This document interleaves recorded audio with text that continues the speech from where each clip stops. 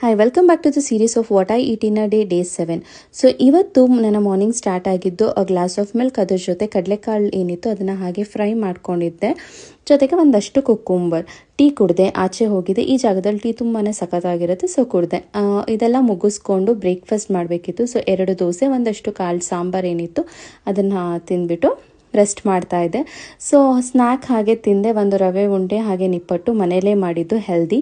ನನ್ನ ಮಧ್ಯಾಹ್ನ ಲಂಚಿಗೆ ಬಂದುಬಿಟ್ಟು ಒಂದಷ್ಟು ಕುಕ್ಕುಂಬರ್ ಜೊತೆಗೆ ಕಾಳು ಸಾಂಬಾರು ಹಾಗೇ ಕಡಲೆಕಾಳು ಎಲ್ಲ ಇತ್ತು. ಬಿಕಾಸ್ ನಮ್ಮನೆ ಇವತ್ತು ನಾನ್ ವೆಜ್ ಮಾಡಿದ್ರು, ನಾನು ನಾನ್ ವೆಜ್ ತಿನ್ನೋ ಹಾಗಿಲ್ಲ.